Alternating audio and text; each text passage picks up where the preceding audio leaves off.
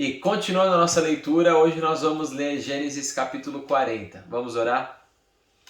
Deus, te agradecemos por mais este dia, te agradecemos pela tua presença em nós, através do teu Santo Espírito. Muito obrigado porque nós podemos caminhar dia após dia e ter a tua presença a cada passo que damos conosco. E pedimos nesse momento, abra o nosso entendimento, derrama sabedoria, compreensão e que a gente possa entender a tua vontade para as nossas vidas. Em nome de Jesus. Amém.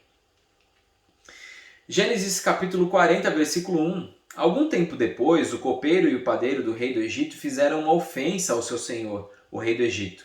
O faraó irou-se com os dois oficiais, o chefe dos copeiros e o chefe dos padeiros, e mandou prendê-los na casa do capitão da guarda, na prisão em que José estava. Então, se a gente lembrar, José tinha sido mandado injustamente para a prisão, estava lá, ele achou graça aos olhos do carcereiro, Deus fez isso, esse milagre, de forma que José, um preso, cuidava dos outros presos também.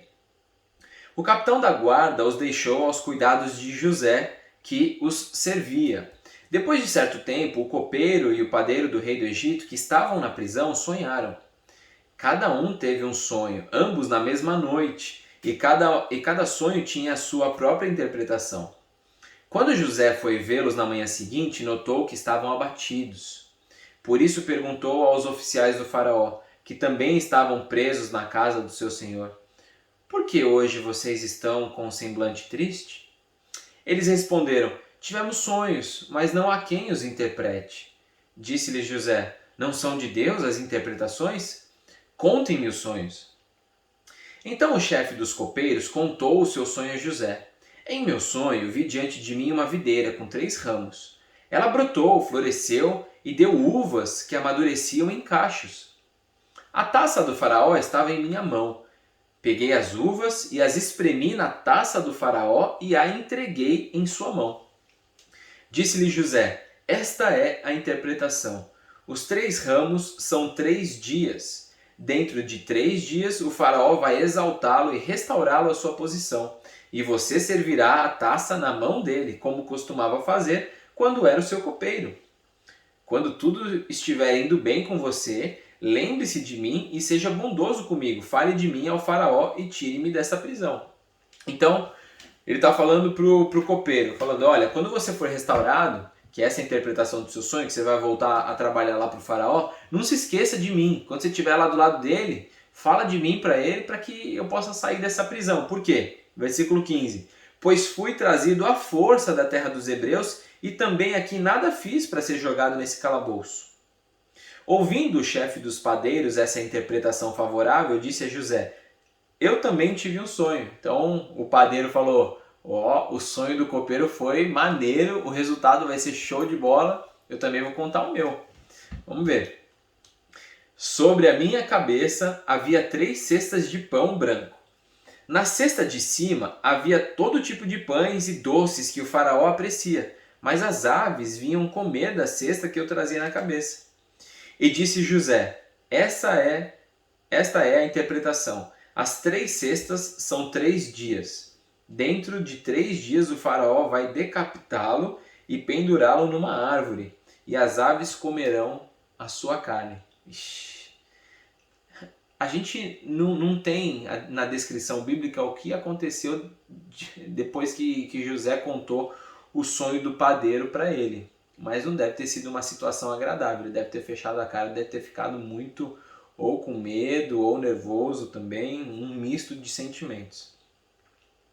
3 dias depois era o aniversário do faraó e ele ofereceu um banquete a todos os seus conselheiros.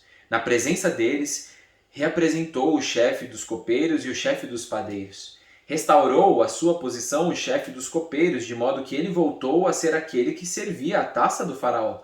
Mas ao chefe dos padeiros mandou enforcar, como José lhes dissera em sua interpretação.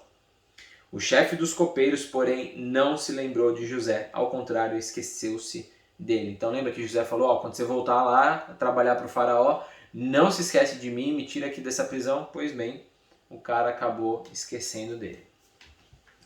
E a reflexão que eu gostaria de trazer deste texto é sobre a atitude que José teve diante de uma leitura que ele fez da situação. Vou explicar.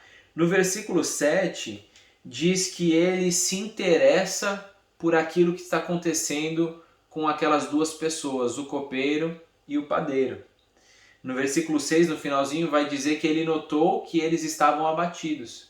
Ele nota que os dois estão abatidos e no versículo 7 ele vai ao encontro deles e pergunta para eles o que está acontecendo.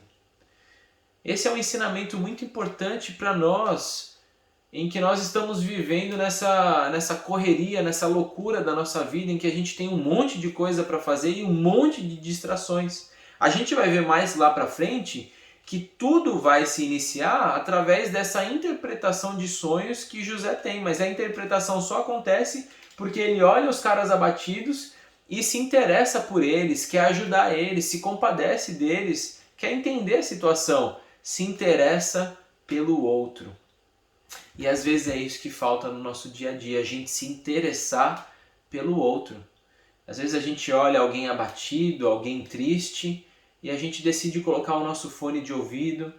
Às vezes a gente decide ficar no nosso mundinho do celular e às vezes tem uma pessoa sofrendo do nosso lado, seja no nosso trabalho, no nosso convívio familiar também. Que Deus nos ajude a enxergar as situações que estão acontecendo ao nosso redor e que a gente se interesse genuinamente pelas pessoas. E quem sabe nesse interesse genuíno pelas pessoas é que Deus não vai utilizar dessa situação para trazer bênção sobre a sua vida lá na frente, como a gente vai ver que vai acontecer na vida de José. Despretensiosamente, se interesse por outras pessoas. Hoje talvez é aquele que está do seu lado que está triste, mas talvez amanhã seja você.